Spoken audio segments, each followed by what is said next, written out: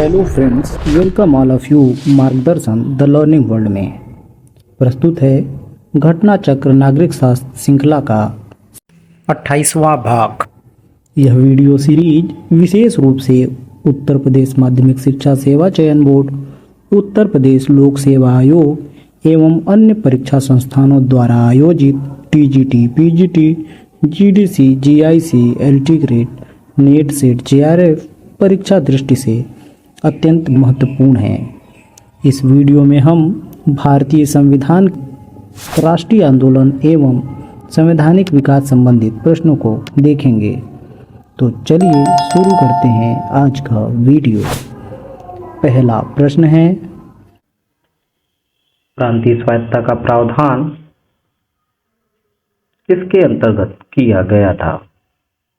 Options हैं 1935 का भारत शासन अधिनियम, भारतीय स्वतंत्रता अधिनियम, पार्लियामेंट सुधार के अंतर्गत या उपरोक्त में से किसी के अंतर्गत भी नहीं। तो प्रांतीय स्वायत्तता का प्रावधान भारत शासन अधिनियम 1935 के अंतर्गत किया गया था। भारत का वर्तमान संवैधानिक ढांचा का सर्वाधिक भाग 1935 के अधिनियम पर आधारित है। 1935 के अधिनियम के मुख्य उपबंध इस प्रकार हैं: संघात्मक सरकार की स्थापना, केंद्र में द्वैध शासन की स्थापना, प्रांतों में स्वायत्त शासन की स्थापना, द्विसदनीय केंद्रीय विधानमंडल, प्रांतीय शासन व्यवस्था, प्रांतीय विधानमंडल, केंद्र एवं प्रांतों में शक्तियों का विभाजन तथा संघीय न्यायालय की स्थापना इत्यादि उपबंध भारतीय शासन अधिनियम 1935 से संविधान में लिए गए हैं। अगला प्रश्न है, भारत सरकार अधिनियम 1935 से क्या प्रदान की गई? भारत की एकात्मक व्यवस्था प्रदान की गई, अध्यक्षात्मक व्यवस्था प्रदान की गई, राज्यपाल की शक्तियों की व्याख्या की गई या भारतीय संघीय व्यवस्था का प्रावधान किया गया? तो भारत शासन अधिनियम 1935 के द्वारा भारतीय संघीय व्यवस्था का प्रावधान किया गया। ऑप्शन डी सही उत्तर होगा। ब्रिटिश शासनकाल के दौरान 1935 का भारत शासन अधिनियम पारित किया गया था। इसमें एक अखिल भारतीय महासंघ स्थापित करने का प्रावधान भी शामिल किया गया था। इस संघ का निर्माण तत्कालीन ब्रिटिश भारत के प्रांतों, चीफ कमिश्नर प्रांतों एवं देशी रियासतों से मिलकर होना था। अगला प्रश्न है, भारत सरकार अधिनियम 1935 में से क्या व्यवस्था की गई थी? तो निम्न में से किस व्यवस्था को भारत सरकार अधिनियम 1935 के द्वारा लिया गया है?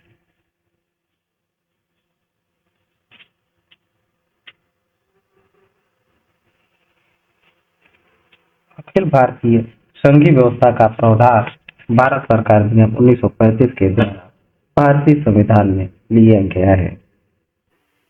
संघ सरकार द्वारा राज्यों को आदेश देने का विचार भारत संविधान निर्माताओं ने कहां से प्राप्त किया? तो संघ सरकार द्वारा राज्यों को आदेश देने का विचार भारत के संविधान निर्माताओं ने 1935 के भारत शासन अधिनियम से प्राप्त किया था। भारतीय शासन अधिनियम 1935 के द्वारा केंद्र में द्वैध शासन की स्थापना की गई और प्रांतों में द्वैध शासन को समाप्त करके पूर्ण स्वायत्तता प्रदान की गई। इस अधिनियम के द्वारा गवर्नर जनरल को कुछ विशेष अधिकार दिए गए थे। प्रांतों में गवर्नर केंद्र में गवर्नर जनरल के प्रति उत्तरदायी थे। गवर्नर जनरल गवर्नरों को संघ की रक्षा के उद्देश्य से कोई भी आदेश जारी कर सकता था। संघ द्वारा प्रांतों को निर्देश देना इस अधिनियम को भारतीय संविधान में 1935 के अधिनियम से ही ग्रहण किया गया है। अगला प्रश्न है, अंबेडकर ने स्वतंत्र मजदूर दल की स्थापना किस वर्ष की थी? आपके ऑप्शंस हैं 1935 में, 1936 में, 1937 में या 1938 में? तो अंबेडकर ने स्वतंत्र मजदूर दल की स्थापना 1936 में की थी। डॉक्टर अंबेडकर ने भारत में श्रमिक आंदोलन को बढ़ावा देने में महत्वपूर्ण योगदान दिया। 1936-37 में उन्होंने भारतीय स्वतंत्र श्रमिक दल यानी independent labour party of India का गठन किया। वर्ष 1937 में मुंबई विधान परिषद में कृषि दासता की प्रथा को समाप्त करने के लिए उन्होंने विधेयक रखा। ऐसा करने वाले वे पहले भारतीय विधायक थे। उनकी पुस्तक द इनहिलेशन ऑफ कास्ट भी 1936 में ही प्रकाशित हुआ था। अगला प्रश्न है, भारत की संविधान सभा में अखिल भारतीय दलित वर्ग संघ के सदस्य के रूप में शामिल हुए थे कौन? आपको पहचान करना है कि भारतीय संविधान सभा में अखिल भारतीय दलित वर्ग संघ के सदस्य के रूप में कौन शामिल हुए थे? आपके ऑप्शंस है B.R. अम्बेडकर, जगजीवन राम, मोतूरी सत्यनारायण या आर शंकर।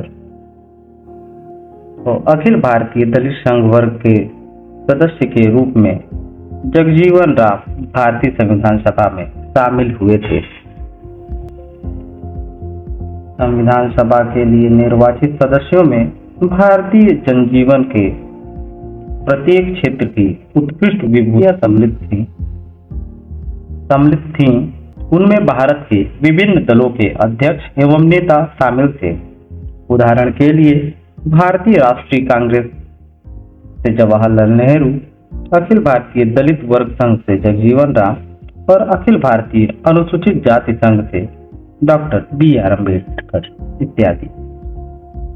प्रश्न है, किसने कहा गांधीवाद जैसी कोई चीज नहीं है? आपके ऑप्शंस हैं JL नेहरू, मौलाना आजाद, टैगोर या महात्मा गांधी। तो 1936 में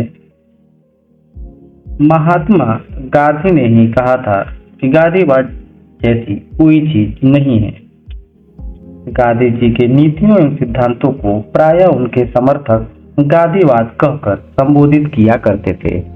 इसी के प्रत्युत्तर में गांधी जी ने 1936 में यह वक्तव्य दिया था कि गांधीवाद नाम की कोई वस्तु नहीं है और मैं अपने पास कोई संप्रदाय छोड़ना नहीं चाहता। इसमें वाद जैसा कुछ भी नहीं है। परंतु गांधी इस पर सहमत होते हुए भी दिखते हैं। कराची में गांधी इरविन समझौता के बाद जब उनकी आलोचना हुई तो उन्होंने एक सार्वजनिक सभा में कहा कि गांधी तो मर सकता है पर गांधीवाद सदा जीवित रहेगा। अगला प्रश्न है, सुभाष चंद्र बोस ने कांग्रेस के अध्यक्ष पद के लिए चुनाव लड़ा कब? 1940 में, 1939 में, 1938 में या 1937 में? तो सुभाष चंद्र बोस ने 1938 में कांग्रेस के अध्यक्ष पद के लिए चुनाव लड़ा था। कांग्रेस के हरिपुरा अधिवेशन में 1938 में सुभाष चंद्र बोस को अध्यक्ष के रूप में पहली बार चुना गया। पुनः 1939 में सुभाष चंद्र बोस ने कांग्रेस के अध्यक्ष पद के लिए दावेदारी प्रस्तुत की, परंतु गांधी जी पट्टाभिषिता रवैया को अध्यक्ष बनाने के पक्ष में थे। गांधी जी के इस विरोध के बावजूद 1939 में कांग्रेस के 52वें अधिवेशन में सुभाष जी अध्यक्ष बनने में सफल रहे। इस पर गांधी जी ने कहा था कि यह सीतारमैया की हार नहीं बल्कि मेरी हार है। बाद में सुभाष जी ने अध्यक्ष पद से त्याग पत्र दे दिया और कांग्रेस से अलग होकर मई 1939 में फॉरवर्ड ब्लॉक नामक एक नए दल का गठन किया। अगला प्रश्न है, कुछ घटनाएं, सम्मेलन और आंदोलन दिए गए हैं, उनको सही ऐतिहासिक कालानुक्रम में लगाना है और सही कूट के माध्यम से उत्तर का चयन करना है। तो पहला कथन है गोलमेज सम्मेलन। पहला 1930 में हुआ था, दूसरा 1931 में और तीसरा 1932 में। भारत छोड़ो आंदोलन 1942 में हुआ। भारतीय राष्ट्रीय कांग्रेस की रचना 1885 में हुई थी और साइमन कमीशन 1928 में भारत आया था। तो इस प्रकार 3-4-1-2 3-4-1-2 ऑप्शन बी सही उत्तर होगा। इसमें प्रश्न है, मुस्लिम लीग ने मुक्ति दिवस कब मनाया था? आपके ऑप्शन हैं 22 दिसंबर 1939, 25 दिसंबर 1938, 26 जनवरी 1939 या 15 अगस्त 1939। भारत को सेकेंड वर्ल्ड वॉर में शामिल होने का विरोध करने के उद्देश्य से कांग्रेस के सदस्यों ने 22 दिसंबर 1939 को प्रांतीय विधानमंडल से त्याग पत्र दे दिया था और इसी दिन यानी 22 दिसंबर 1939 को ही मुस्लिम लीग ने मुक्ति दिवस के रूप में भी मनाया था। अक्टूबर 1940 में गांधी जी द्वारा शुरू किया गया व्यक्तिगत सविनय अवज्ञा आंदोलन का प्रथम सत्याग्रही कौन था? ऑप्शन हैं आचार्य विनोबा भावे, डॉक्टर राजेंद्र प्रसाद, जेबी कृपलानी या सरदार वल्लभ पटेल। तो सही उत्तर होगा आचार्य विनोबा भावे। आचार्य विनोबा भावे अक्टूबर 1940 में गांधी द्वारा शुरू किए गए व्यक्तिगत सविनय अवज्ञा आंदोलन के प्रथम सत्याग्रही थे। यह सत्याग्रह ब्रिटिश सरकार की भारत की नीति के प्रति नैतिक विरोध की प्रतीकात्मक अभिव्यक्ति थी। व्यक्तिगत सत्याग्रह की शुरुआत 17 अक्टूबर 1940 को हुई। विनोबा भावे प्रथम सत्याग्रही थे और पंडित जवाहरलाल नेहरू दूसरे सत्याग्रही। किसने क्रिप्स प्रस्ताव को पोस्ट डेटेड चेक कहा था? आपके ऑप्शन है जवाहरलाल नेहरू, एम.के. गांधी, बी.आर. अम्बेडकर या चौधरी रहमत अली। तो क्रिप्स मिशन को post dated cheque Mahatma Gandhi ने कहा था।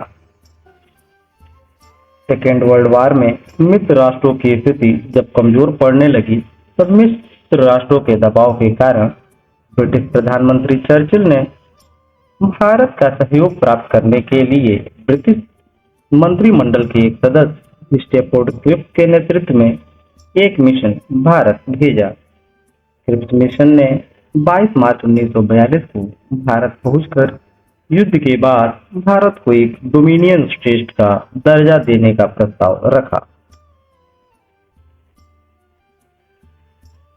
भारतीय नेता इससे संतुष्ट नहीं थे क्योंकि प्रथम विश्व युद्ध में ब्रिटेन का सहयोग करके वे धोखा खा चुके थे। इसलिए विभिन्न नेताओं ने इस पर प्रतिक्रिया व्यक्त की। गांधी जी ने इसे पोस्ट डेटेड चेक कहा और नेहरू ने कहा कि उनके पुराने मित्र क्रिप्स शैतान के वकील बनकर आए थे। यह उनकी योजना भारत में अनेक विभाजन के दरवाजे खोल दी थी।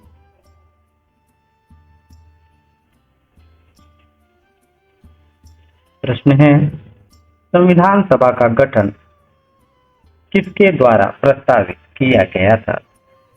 ऑप्शन हैं क्रिप्स मिशन के द्वारा, कैबिनेट मिशन के द्वारा, वेबल योजना के द्वारा या माउंटबेटन योजना के द्वारा। तो संविधान सभा का गठन का प्रस्ताव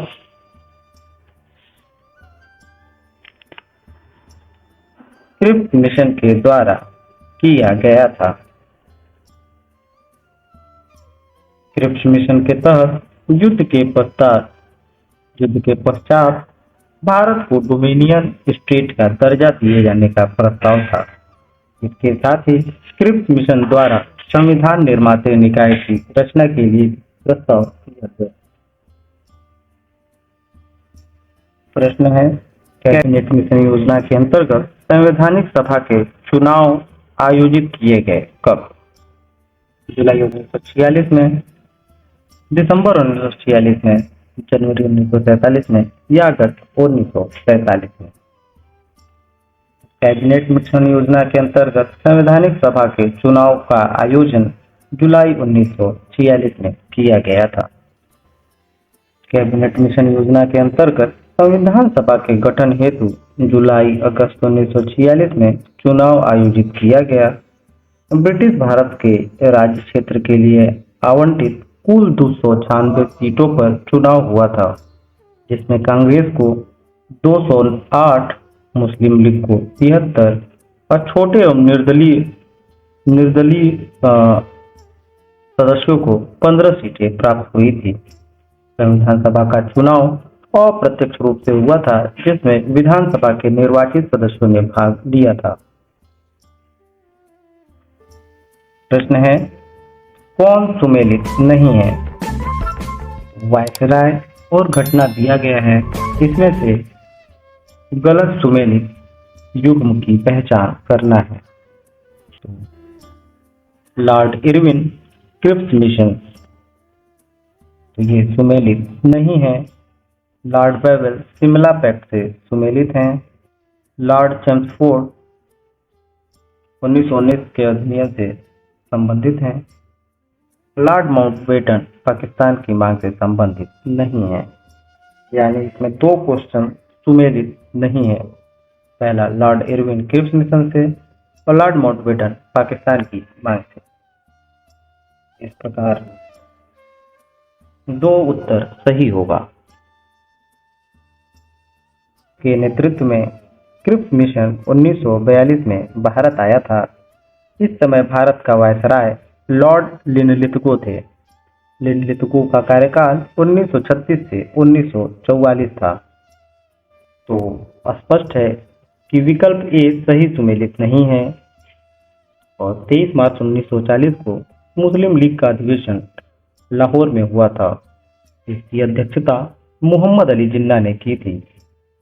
अधिवेशन में भारत से अलग एक मुस्लिम राष्ट्र का, पाकिस्तान का मांग किया गया। इस समय भी भारत के वायसराय लॉर्ड लिनलिथगो ही थे। तो विकल्प डी भी सुमेलित नहीं है। यदि भारत एवं पाकिस्तान के विभाजन की बात की जाए तो विकल्प डी सही सुमेलित होता। प्रश्न है, भारत छोड़ो प्रस्ताव अखिल भारतीय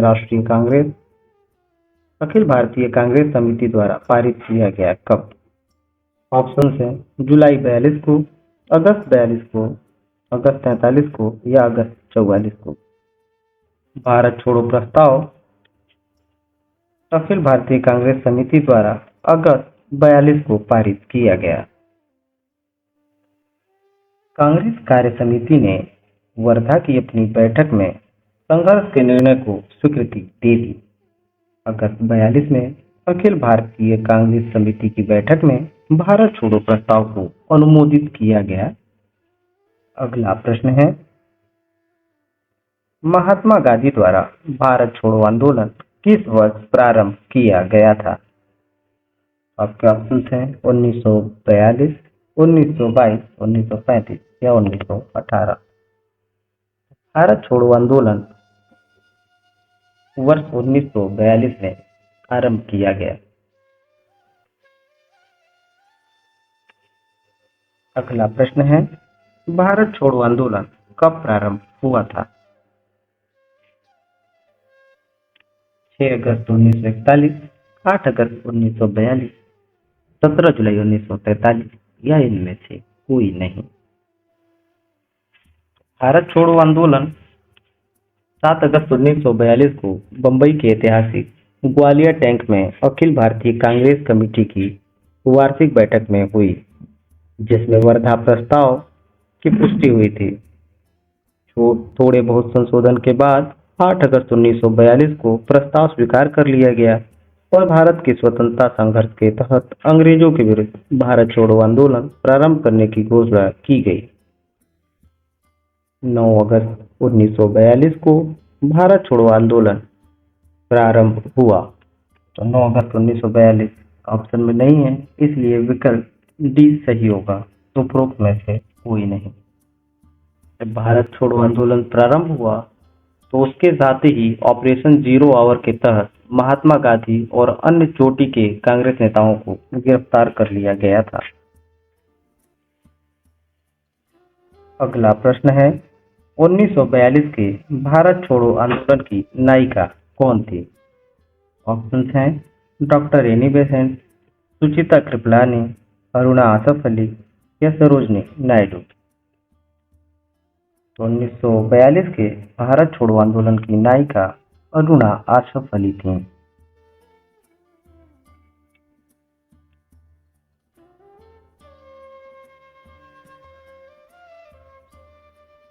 अरुणा आसफ अली के बचपन का नाम अरुणा गांगुली था।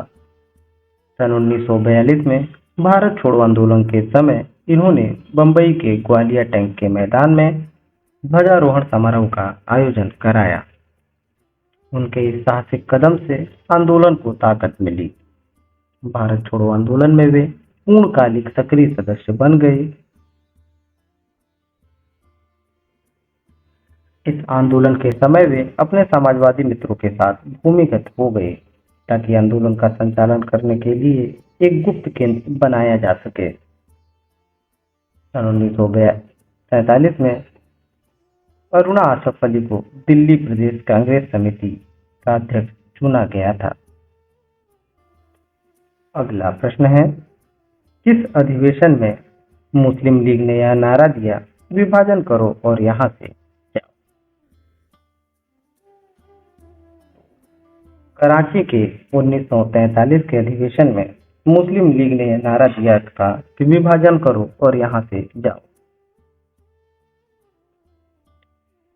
23 मार्च 1943 को मुस्लिम लीग ने पाकिस्तान दिवस मनाने का आह्वान किया। दिसंबर 1943 के कराची अधिवेशन में विभाजन करो और यहां से जाओ का नारा दिया। इसका सूची 2 के साथ मिलान करना है और सही उत्तर का चयन करना है। पूना समझौता सितंबर 32 में हुआ था।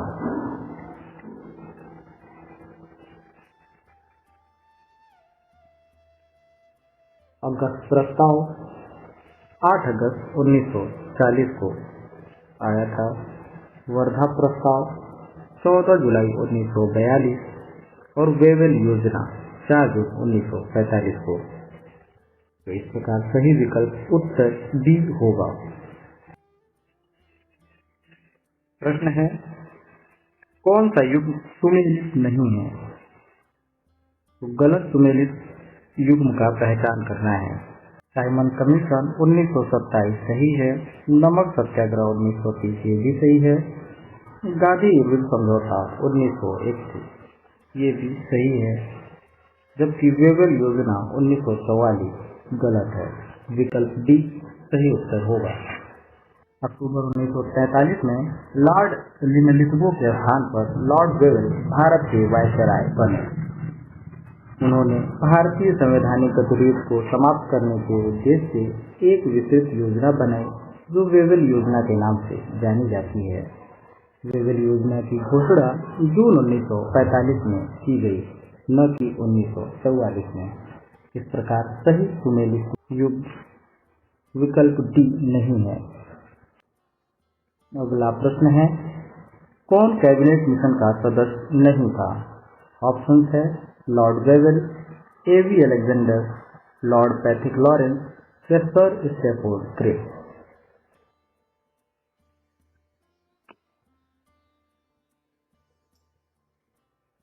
कैबिनेट मिशन के सदस्य नहीं थे लॉर्ड वेवेल। विदेश मिशन 24 मार्च 1946 को दिल्ली आया था और इसके अध्यक्ष भारत मंत्री लॉर्ड पैट्रिक लॉरेंस थे तथा अन्य 2 सदस्य स्टैफोर्ड क्रिक तथा एवी अलेक्जेंडर थे। लॉर्ड वेवेल 1943 में भारत के वायसराय बनकर भारत आए थे। अगला प्रश्न है, कैबिनेट मिशन भारत कब आया?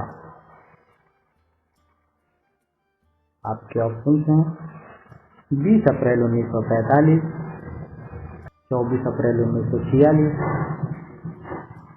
26 मार्च 1946 या कोई नहीं।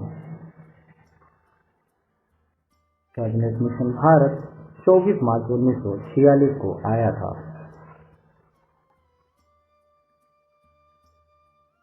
वह स्थान जहां नौसेना ने 1946 में भारत में ब्रिटिश शासन के विरुद्ध खुला विद्रोह कर दिया था, वह स्थान था। आपके ऑप्शन हैं मुंबई, कलकत्ता, मद्रास या कोच्चि। तो नौसेना का ब्रिटिश शासन के विरुद्ध खुला विद्रोह मुंबई में हुआ था। 18 फरवरी 1946 को तलवार नामक जहाज पर मुंबई में नौसैनिक विद्रोह शुरू हुआ। उन्होंने अपने संघर्ष की शुरुआत करते हुए मुंबई के तट पर तैनात जहाज पर जय हिंद व भारत छोड़ो के नारे लिखे। बाद में इस विद्रोह को सरदार वल्लभ भाई पटेल के कहने पर समाप्त कर दिया गया। अगला प्रश्न है, किस एक ने संस्तुत किया कि समस्त अवशिष्ट शक्तियां प्रांतों में निहित होनी चाहिए? ऑप्शन हैं cabinet mission, Cripps mission, Gandhi Irwin समझौता या उपयुक्त में से कोई नहीं। कैबिनेट मिशन ने यह संस्तुति की थी कि समस्त अवशिष्ट शक्तियां प्रांतों में निहित होनी चाहिए। इस प्रकार विकल्प ए सही उत्तर होगा। 16 मई 1946 को कैबिनेट मिशन ने अपनी रिपोर्ट प्रस्तुत की थी और रिपोर्ट के अनुसार संघ सूची के अतिरिक्त अन्य सभी विषयों एवं अवशिष्ट शक्तियों को प्रांतों पर अधिकार देने का समर्थन किया। अगला प्रश्न है, इनमें से कौन अखिल भारतीय कांग्रेस समिति का सभापति था जब 6 जून 1946 को कैबिनेट मिशन योजना पर विचार करने के लिए बंबई में उसका अधिवेशन हुआ? जवाहरलाल नेहरू अखिल भारतीय कांग्रेस समिति के सभापति थे जब कैबिनेट मिशन योजना पर विचार करने के लिए बंबई में उसका अधिवेशन हुआ था।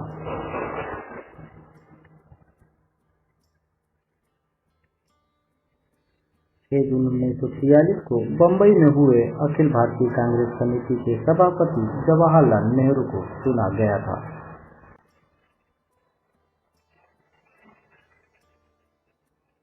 प्रश्न है, भारत में प्रथम अंतरिम सरकार की घोषणा कब की गई थी? आपके विकल्प हैं 23 अगस्त 1946, 24 अगस्त 1946। तो भारत में प्रथम अंतरिम सरकार की घोषणा 24 अगस्त 1946 को की गई थी। कांग्रेस द्वारा वायसराय के नवीनतम प्रस्तावों को स्वीकार कर लेने के बाद 1 अगस्त 1946 को लॉर्ड वेगल ने कांग्रेस अध्यक्ष जवाहरलाल नेहरू को अंतरिम सरकार के गठन के लिए निमंत्रण दिया। 24 अगस्त 1946 को पंडित नेहरू के नेतृत्व में भारत की पहली अंतरिम राष्ट्रीय सरकार की घोषणा हुई तथा 2 सितंबर 1946 का इसका गठन हुआ। अगला प्रश्न है और इस वीडियो का अंतिम प्रश्न कि कौन संविधान सभा का सदस्य नहीं था? ऑप्शन हैं सरदार वल्लभ भाई पटेल, के.एम. मुंशी, जयप्रकाश नारायण या जे.पी. कृपलानी। तो सरदार पटेल, के.एम. मुंशी और जे.पी. कृपलानी संविधान सभा के सदस्य थे, जबकि जयप्रकाश नारायण संविधान सभा के सदस्य नहीं थे।